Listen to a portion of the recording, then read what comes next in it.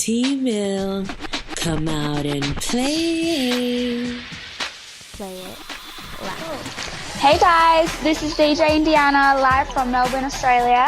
I play everything, mainly hip-hop, R&B and trap music. If you want to listen to my mixes, it's on SoundCloud, DJ Indianaxx. I am at the Maitland Conservatory in tune with tmill. We're changing the status quo one voice at a time through music, edutainment, children, and awareness. We're progressing and preserving the culture through real conversations with people who've had real success. Multicultural artists and musicians, models, entrepreneurs, innovators, and activists. This is Paradox East, and you are in tune with tmill. Powered by the maitlandconservatory.org. Thank you for listening to In Tune with tmill. Ladies and gentlemen, welcome to another edition of In Tune with tmill. But this is a special episode. This episode I'm going to title Noisemakers. This episode of Noisemakers, my guest is making noise all across the globe, especially in Australia and New Zealand. She's on track to become one of the biggest DJs in Australia, the first female DJ at Culture Kings Australia, emerged from the club scene in Perth and hailed the spinning queen of hip-hop and trap. She doesn't play records, she delivers an experience, the pilot to your nightlife escape and the conductor to your memories and imagination. Ladies and gentlemen, DJ Indiana is in tune with tmill. How you doing? Oh, hey, what an introduction, jeez. How are you? I'm good. I'm blessed. We were talking earlier where I am here in the Rocket City, the 256 Huntsville, Alabama. It is 3:00 in the morning, and where you are, what time is it over there? It is 6:20 p.m. at the moment. Excellent. So again, you guys, you know we rock out from the Maitland Conservatory. We are powered by and recorded live at the Maitland Conservatory, but now we're a little international. So we're getting our Australian on real quick and doing a foreign exchange, so to speak. So now this time of year, we're going into, it seemed like we skipped over spring here in Huntsville. Huntsville's weather is ridiculous. It could go from literally in 24 hours, you could have a tornado, you could have a snowstorm, you could have just all these different things. And so we skipped over the spring and went right into, seems like summer and rain. What's the weather over there like? I feel like we have the same temperatures here, except for we don't have tornadoes and all that sort of crazy stuff. But Melbourne is renowned for having 4 seasons in a day. So it's a bit bipolar when it comes to the weather here as well. It's pretty much cold all year round, except I can't compare it to America because it doesn't snow here, but it's cold. It's cold all year round in Melbourne compared to Perth anyway, where at Perth I used to wear thongs and like shorts and singlets. I wear streetwear now, so it's probably for the best, but I'm always in trackies and kicks and jumpers. It's just always cold here. So I feel like we didn't even have a summer in Melbourne at all. So that would explain why you're keeping it hot in the clubs and to keep everybody warm, so they can they don't want to leave. You drop bangers and keep people in the clubs, and it's nice and toasty in there. Yeah, that's pretty much it. That's what my job is.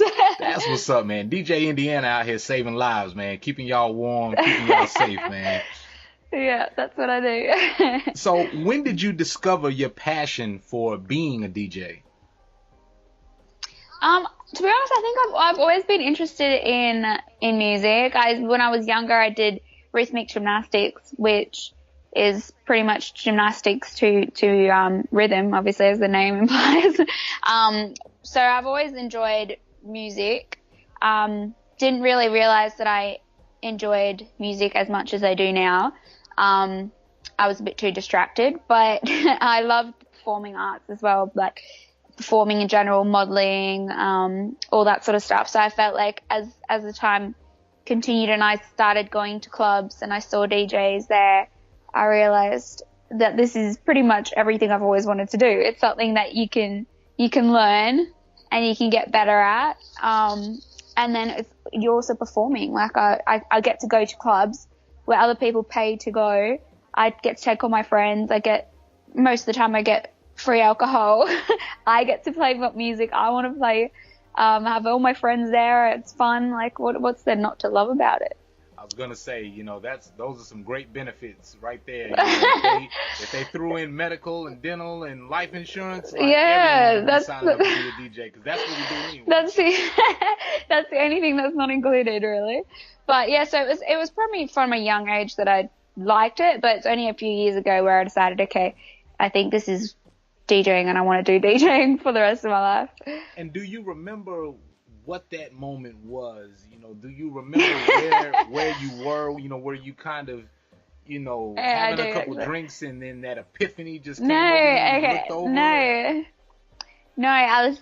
My friend asked me this the other day, and I was laughing because it's actually funny. I had this. Like most girls, had this massive obsession with Justin Bieber, and I was like, look, I'm gonna marry Justin Bieber.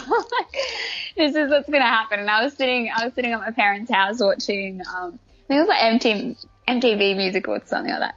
And Ruby Rose, who's like an Australian model actress, and I'm pretty sure she was a DJ at one stage. I don't think she DJs anymore, but I don't know why. I thought she was a DJ. I'm not even sure if she DJs. But anyway, I was watching this, and she was doing a presentation of some award at the Music Awards, and Justin Bieber was up there with her, and I was like, man, this chick is a DJ, like, not a singer, because I can't sing, so, you know, I'm like, okay, it needs to be something that I can learn how to do. You're watching it like, who's this chick DJing with my husband? Yeah, no, I'm like, look, like, if she can do this, and she gets to meet Justin Bieber like this, I can do this, and then end up meeting Justin Bieber, and then we get married. So I was like, this is a great idea.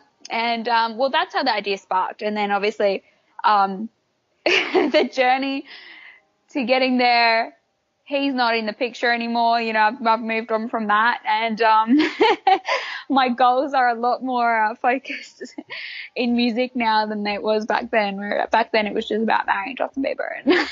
Well, that goes so to that show, was the moment. Well, that goes to show not only your hustle, but your drive, because that went from a simple dream to a full-fledged, you know, career just from the spark of an idea of this is what I want to do, you know.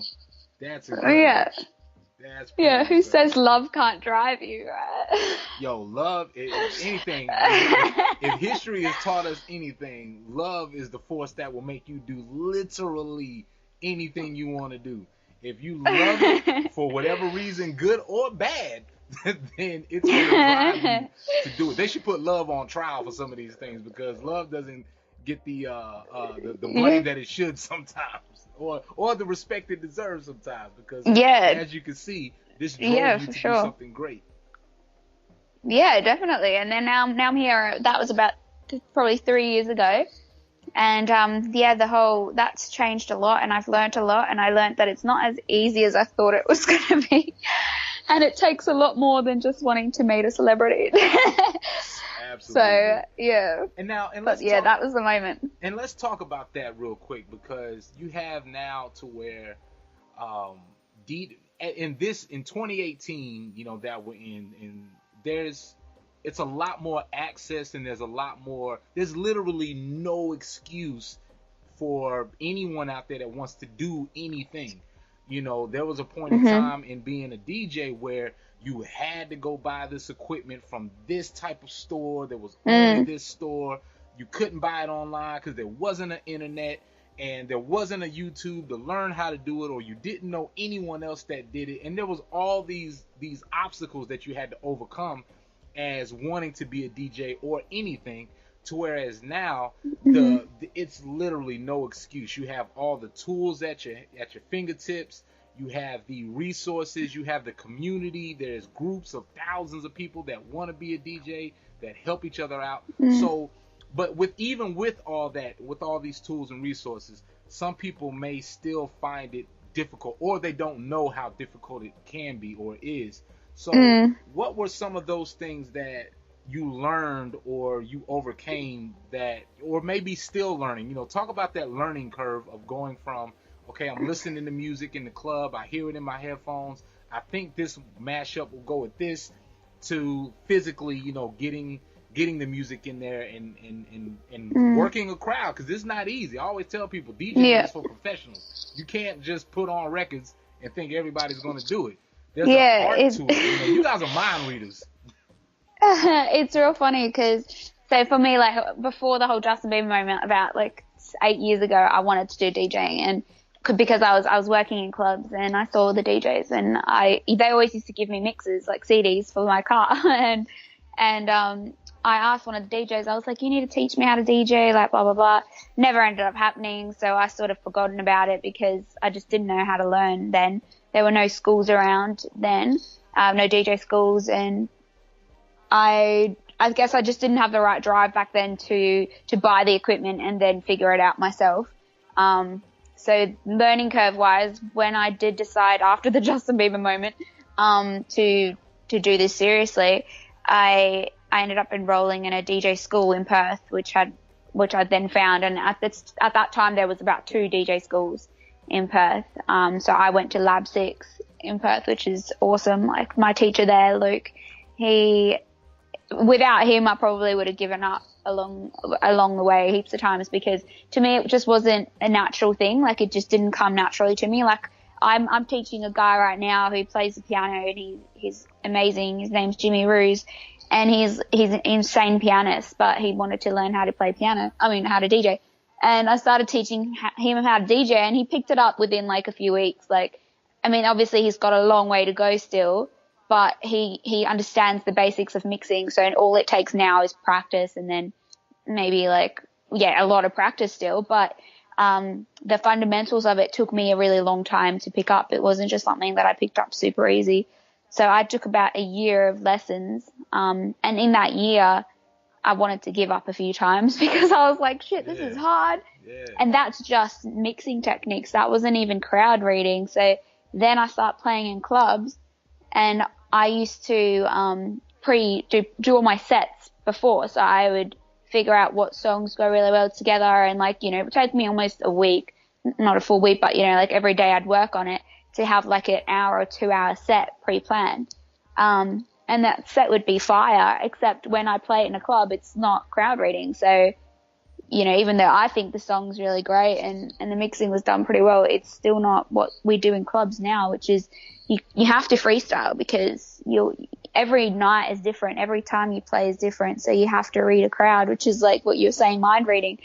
And that probably is the hardest part of DJing. Like, you can learn how to mix songs together and how to do it well, and different mixing techniques. Like, that's definitely something that's taught and pretty versatile. Like, you can easily learn that part. How to read a crowd, and that's the hardest part. Like that, I think, that's definitely the hardest skill to learn. Excellent. Now, when you hear the term DJ, or the word, the title, just that word, what's the first thing that comes to mind? What does that mean to you? DJ. I think it's just someone who loves music. Like, whenever I think about someone who says that they're a DJ, it's like, I mean, technically anyone can be a DJ, right? Like, and it's funny, in Melbourne there are so many DJs that when you meet someone who doesn't know anything about music and they ask you what you do and you go, oh, I'm a DJ, they sort of laugh and they're like, oh yeah, haha, I'm a DJ too. Just because there's so many DJs in Melbourne that it's quite funny. But I think a DJ, you might not be a professional DJ, your goals might not be to play at Tomorrowland or be a producer or anything like that, but a DJ is just somebody that loves music. So I guess anyone that's, even if you're just playing at home on a little tiny deck at home with a couple of monitors, I guess you're still just someone that loves music. Excellent. All right. Now, for those of us that have yet to travel to Melbourne and to over that way, describe the music scene or the lifestyle. What does it look like, or what does it feel like over there where you are from your vantage point? If you could describe it, what does that culture look like and feel like, the music and life scene over there? Wow, Melbourne's great. I mean, I've only been here for a few months myself, but Melbourne's music culture is very commercial based, where I play anyway, because I'm not playing in big house clubs here. There aren't many big club house here, which is like, electronic dance music and that sort of, or Melbourne Bounce Club. There's only about one or two of them.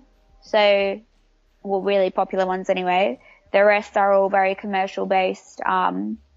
I like to call it radio music because that's what I always used to call it before I started DJing and knew the technical terms for the music. It's basically just music that's played on the radios.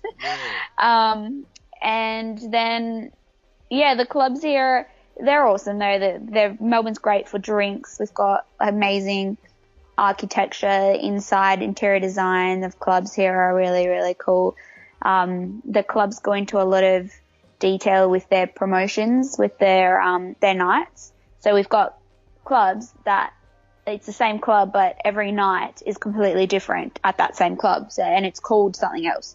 So the club, for example, is called, actually, no, I'm just going to give you an example in the casino, but the club's even called a different club. But it's real confusing because there's the club that has its name, for example, like Fabrique. That's the actual nightclub's name. But then on a Thursday, it's called Panda. And on a Friday, it's called something else. And on a Saturday, it's called something else. Wow. So it's like, like every night has a different night. So it's very themed. They put a lot of effort in with that. So, it's very arts related, I feel, like the nights with their graphic design, interior design, their drinks, and it's pretty, they put a lot of effort in with that. But music wise, it is very commercial hip hop, commercial R&B, and commercial radio music. Now for those that, because you have the commercial, and now is there somewhere also for, the underground scene or sort of either throwback music or, some of the indie artists or anything like that? Is there a space and place for that, or just what they can't find on the radio? Oh no, there definitely is. There definitely is a big space for that as well, like bass music and trap music and all that sort of stuff. I'm just not involved with any of that stuff here yet, anyway. Which is probably why I'm not too familiar with where everyone goes for that.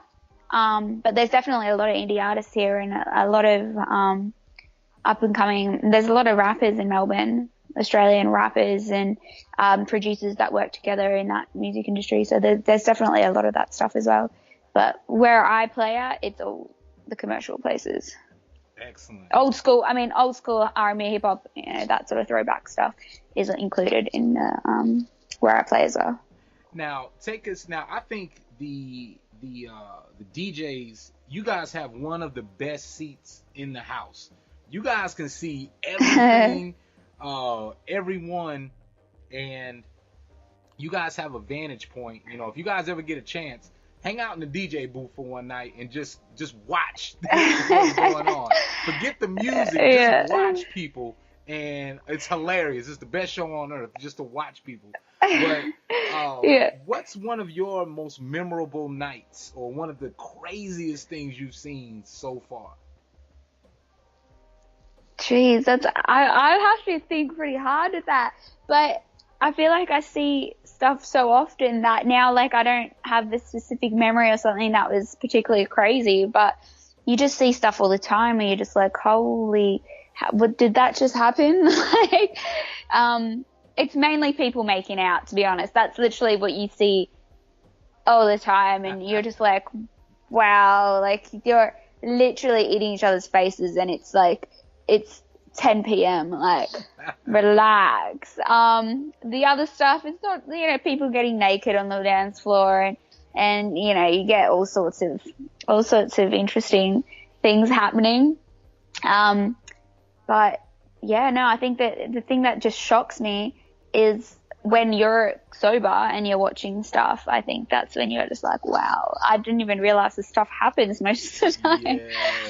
People are crazy. It's a whole so different funny. world, man. It's just funny because, again, when you're in it, you don't take the time to realize what's going on, and then when you're able to just step back for a moment and look, you're able to sort of digest it in a whole different way. It's the best reality show on earth. So there was actually a chick fight Friday night at the club that I played at. I don't even know how it started. It's just some random chick fight right in front of the DJ booth. And last night there was some guy had a mullet last night that looked like it was straight off of like I don't even know. It looked like a wig. It was that much of a perfect mullet. I have never seen a mullet like that in my life before. Now, one thing I always marvel at, or that I think, because me either being in the clubs or being in the scenes, or every now and then when I'm either hosting a party or hosting an event, I always look, or not that I always look to see, but I sort of, whenever I catch the attention or whenever I see someone that is just totally lost in the moment, like they're literally having the best night of their life, and I look at that person and I'm thinking that's got to be they're having the most fun in this club. They're not trying to be famous. They're not taking selfies, or they're not. Maybe they are, but I can tell the people that just came there to be seen, and the people that are literally just having the best time of their life, just having fun. Yeah. They don't know what day it is. They don't know what time. They don't know where they are. They may not even know their name at that moment, but they're just having a good time. Have you seen people like that, or do you see that every now and then? Yeah, we had a guy like that in New Zealand that came like every week. That was there Friday and Saturday night, like every single week, and just in front of the booth, just having the best time. And then there's a guy here at the casino that comes out Friday and Saturday night. And he's just on the dance floor. He comes out by himself and he just dances. Like, he doesn't talk to anyone. He just literally comes out and he dances, and he just doesn't care what he looks like. He's just having a great time. And he's there the entire night. Like, I'm talking like a 6-hour dance by himself. Like, has a drink, dances. Like, I don't think he ever talks to anyone else. Like, he just literally goes and dances for 6 hours and then walks home. Like, it's insane. Like, every week. I think his wife or his girlfriend is here in Huntsville, because there's a girl that shout out to DJ A Twist. DJ A Twist at one moment was doing hip hop Sundays at a dive bar called Voodoo Lounge. And Voodoo Lounge is literally a narrow hallway dive bar, and there's a stage, so it's maybe about 12 feet of just a narrow hallway that you can sit at the bar, and then at the end of that stretch, into the end of that 8 feet, there's a small stage to set up, so people are literally closed up like sardines next to each other, shoulder to shoulder. But there's this, he would do hip hop Sundays, and as you know, DJs, I don't know if y'all know, y'all show up to the club at 9 or 11, 12, 1 o'clock in the morning.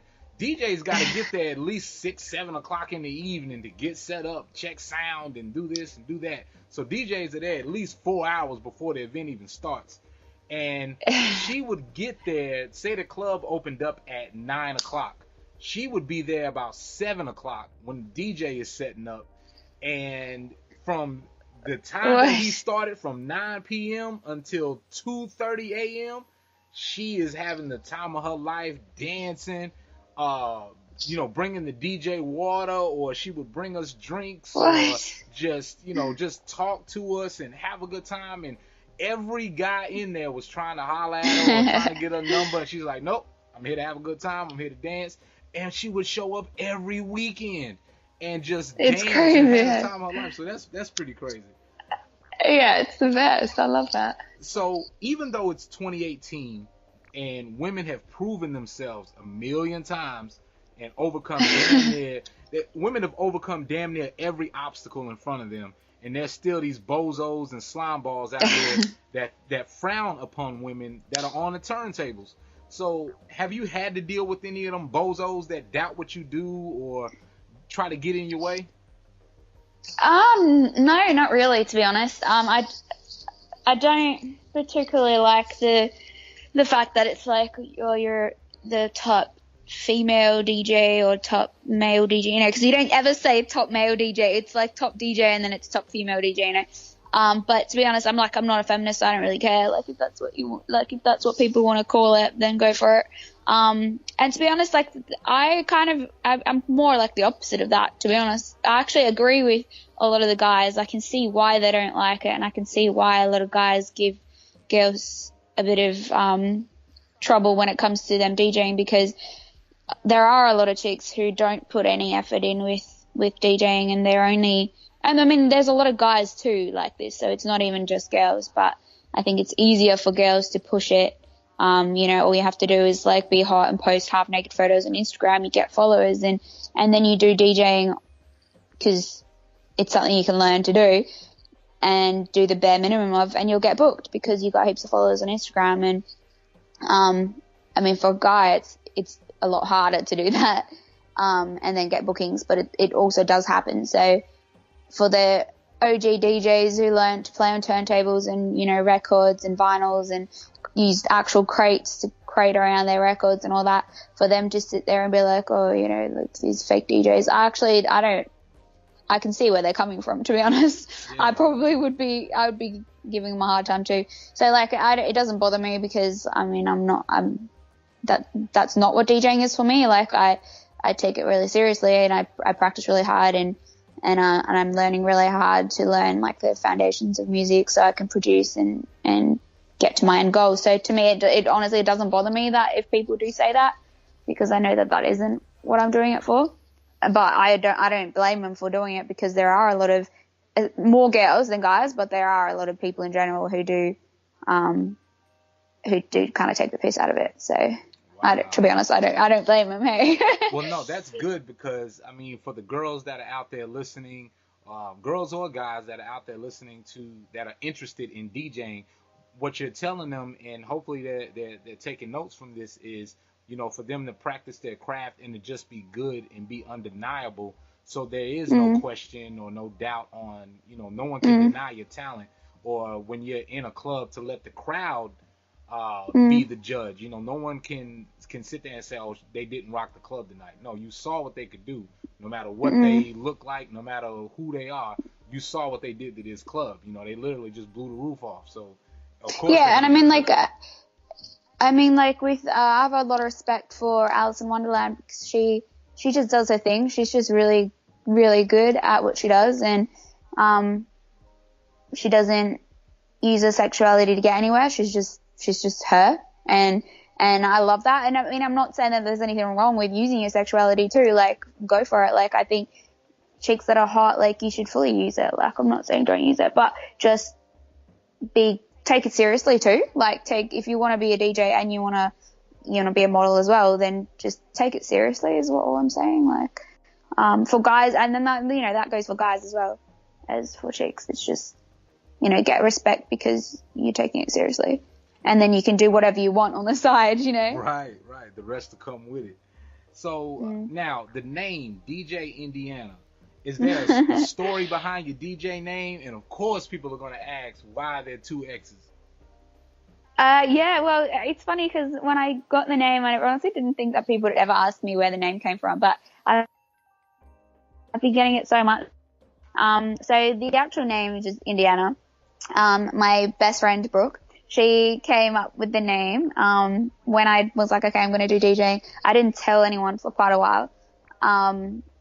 But then eventually I did tell her, and I was like, look, I need a name. So she was like, what about Indiana? And I was like, that is a pretty cool name. Like, it's different. Like, it's different from what I would have thought of at all. And so I just went with it. And it was only when the first person asked me, like, why Indiana, that I asked her why she said Indiana. And so she said she came up with Indiana because she thinks that I'm similar to Indiana Jones, where like I love adventure and I'm not scared of like just doing something and making stuff happen, and love traveling and all that sort of stuff. And the XX at the end, I guess it's like my girly touch, but I actually needed to put I needed to put a last name on Facebook, because Indiana being a state in the States, I couldn't just have Indiana by itself. So for all my social media links, I ended up just putting the XX at the end. It used to be in my logo as well, but I've taken it out of the logo now. Now it's just staying on social media just so it can all be the same tag at the end. Excellent. Well, no, that goes to speak on your branding and marketing skills. You know, that's excellent because, of course, you know, when I read it, I'm looking at it, I'm thinking, okay, well, maybe the X's are silent because it could be red and silent, you know. But at the same time, I never thought of that either. So that's pretty good. Before we get to our lightning round, we got one more question, and then we're gonna go to our lightning round. And then also, you guys that are listening, make sure there's gonna be a link after this to a DJ mix that DJ Indiana's gonna bless us with, man. So I don't care what side of the world you on. I didn't tell her what type of music to play. I told her, yo, you do your thing. Always trust the DJ. If you guys don't do anything else, now if they ask you, hey, what type of music do you want me to play, or what type of crowd is this, or whatever, or they need a little bit of direction, but 9 times out of 10, you tell them where you are, where the party's gonna be at, or who you are. Like, let the DJ do their thing. Like they got the best ones. You know, the best ones can drive the car, and they know where they're going. They know how to look up Google and know how to find where they're going with this crowd. But before we get to the lightning round, there's a girl that's listening right now who thinks she can be a DJ or wants to be a DJ, she thinks she can't be a DJ because it's for boys only, or she thinks she's not pretty enough, or she thinks she's too poor, or she thinks she's too fat, or all these different things. What do you say to those girls listening that may have those hang-ups about being a DJ? I think there's literally nothing holding anyone back from being a DJ, especially girls. Like, us being girls, you stand out in the industry, no matter what you look like or your size or where you come from or how rich or poor you are. It's there's literally a space for girl DJs everywhere because it's something different. And as women, I think we have completely different natures. I feel like we listen to people better as well. Whereas, girls have egos too, but I feel like guys have way bigger egos. So when it comes to DJing, I feel like sometimes that gets in the way of guys. I think nothing holds you back, and you should definitely just go for it. Excellent. Do it. Excellent, man. Make sure you guys do it. And everyone that's listening, there's somebody listening right now that wants to be a DJ. Get out there and do it, man. And, hit up DJ Indiana if you have any questions or anything like that. And there's someone also listening that knows somebody, or somebody that knows somebody that knows somebody that wants to do it, or has been taking their time and that needs that encouragement or needs that fire lit up under them to get this thing going. So make sure you encourage them. Share this episode. Let them know. Say, hey, man, look, I listened to this episode with, I met this, DJ Indiana. You should check out the mixes and all that. So before we get to the lightning round, man, tell everyone where they can find your mixes on SoundCloud and Mixcloud, and where they can follow you. So to make it easy for everyone, I use the same name for everything on my social media, which is why I kept at the end, because it's the same on everything. So it's DJ Indianaxx, and that's on Instagram, Facebook, Snapchat, Twitter, Mixcloud, and SoundCloud. Excellent. And that's so good. You guys, all you artists out there listening, please make sure you got your handles right and you got your names right and that they all match, because there's nothing more frustrating than, all right, on SoundCloud it's DJ Indiana 615 Melbourne 21. On Instagram it's DJ Indiana 2165 Melbourne. And that's why I haven't changed it. Honestly, everyone's like, so why is the XX still there? I'm like, because I'm not changing 6 social media platforms names, and I'm not going to be able to get the same one. So just leave it. Just leave it as it is. So here we go. The lightning round. I want you to think of, don't even think. I want you to just say the first thing that comes to mind. Doesn't matter if it even doesn't have anything to do with the subject. You might just blurt out, I don't know, Lost in Space, Pluto, it doesn't matter. So, lightning round. All right. 3 albums that you never get tired of listening to, top to bottom. G-Eazy, Kendrick, and Drake. Which club has the best sound and lights? Oh, Crown Melbourne for sure. They've got C2 cannons, so Light at Crown, Electric Dream, and probably Empire. All right. 3 minutes before God takes everybody home. You know, it's the end of the world. And baby Jesus tells you got 3 minutes to play one song before he takes everybody home. What is that song? Kiss Me by Sixpence None the Richer. It's my favorite song, and I don't know why. I just love that song. Well, that's a good way to go out. Like, we all going to heaven. Last thing we did on earth was kiss somebody. So if you could change anything about the DJ culture or about the career of a DJ, what would that be? Just getting more regular sleep would be good. So that's much needed.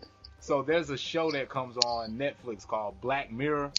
And when you said that, I thought of like somebody's going to come up with a device that when you sleep, like you could DJ in your sleep, and it would just, you know, you would be taking a nap somewhere and it would read your algorithm thoughts and it would curate a playlist.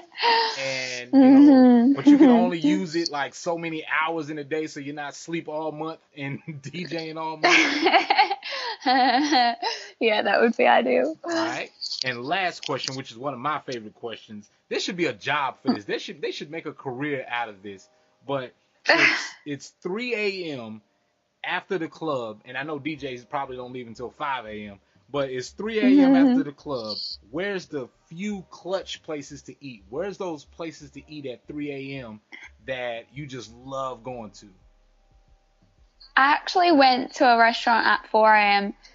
last Sunday after my set at Deja Vu. We went to a place called Romeo's in Toorak in Melbourne, and it's like an Italian restaurant, like a full restaurant that's open at like 4 a.m. We went there at 4 a.m. and it was 4 a.m. Yeah, that was amazing. We had like lasagnas, like it was really good. So that's definitely a place to go. That's apparently where everyone goes. That all the restaurants are open at casino after, so that's pretty handy. That's excellent, man. And I'll tell you guys, or if you're ever over here in the States, or when you are, because I know you are, for me, at least 3 a.m., 4 a.m., you know, leave if it's a late night, we've been hosting or we've been doing whatever and hanging out and doing these events. There's 3 places that, or at least 3 things that when either I've had a long night, if I've had a long night, and it's been one of those nights where we've had a lot of drinks, we've had a lot of dancing, and we've still got to get up and function the next day, we're going to IHOP. We're going to have a Colorado omelet with a cracked egg whites, and spinach and pancakes. That'll change your life and bring you back that to sounds life. Amazing. In Auckland, wherever we go play in Auckland, there's like kebab shops open, or there's this place called the White Lady, and it's like a bus pretty much. It's called the White Lady van, but it's like a bus. And it's like parked like 2 streets down from the 2 main clubs. And after I play in Auckland, like that's open like until like 6 a.m. That is excellent. Or something. And they make these toasties, and it's the best toasties. Like the toasties has a hash brown in it, like hash brown and like cheese and onion. Oh, it's just so good. Like the White Lady van in Auckland. Oh, so good. That is excellent, man, because you got to have those places, man. And getting a feed after going out, like honestly, it's just the best. It's just the best time to eat, honestly. It really is. It's quiet. You can, you get in and out. You don't wait in line as long. No, and you feel much better the next day, I feel. Absolutely. So, you guys, this has been a very special edition of In Tune with T-Mill. And DJ Indiana, I definitely want to thank you on behalf of myself and everyone listening that you took this time to do this. To speak to the people and about, what you do. And you guys, please follow her on her mixes and her Instagram, because her branding and marketing, her lifestyle is lit. Like it's really something to look at and really something to aspire to and be involved in, because you're letting people, see things as you see it, and it looks good. It looks great. It doesn't look fabricated. It doesn't look fake, and it definitely doesn't look boring. So you definitely have to follow her on her social media, and I just want to again extend the same invitation that I do to everyone. Whenever you got something on your mind, you want to talk about something, or you just want to let the people know something, you have a microphone, you have a seat here at the studio In Tune with T-Mill to come through and, you know, just speak your mind or get some information out to the people, shout out to the people, or just talk about things that are passionate to you. They don't even have to do anything with music. That could be whatever. And you have a platform, you have a mic, because we have to progress and preserve the culture, to have these places where we can have conversations, or debates or whatever, that things that we see it. So definitely, you know, make use, and you have a mic and a seat here whenever you want. Perfect. Yeah. That's so well said. So again, you guys, this is another edition of In Tune with T-Mill. Make sure you follow DJ Indianaxx wherever you spend the most time on social media. She is there. So make sure you follow her on your favorite social media. Follow us wherever you spend the most time at In Tune with T-Mill. We're all over your social media. Follow us, listen to us, download and share. And if you guys have any questions listening to this episode, make sure you drop them in the comment section, or just follow her and drop your comments. And stay tuned for the mix that will be accompanying this episode. It's 3 a.m. I can't talk. So make sure you click the link, listen to it, let us know what you think. And we'll catch you guys on the next episode of In Tune with T-Mill. We are powered by the Maitland Conservatory and produced in part by Sunshine Enterprises and PalisadeHills.net. You can visit PalisadeHills.net for all of your audio needs. If you need music for film, you need music for a podcast, you need music for your videos on YouTube, whatever you need music for, and you want it legally and you don't want it to get taken down, hit up PalisadeHills.net for your royalty-free original music to score your visions, all right?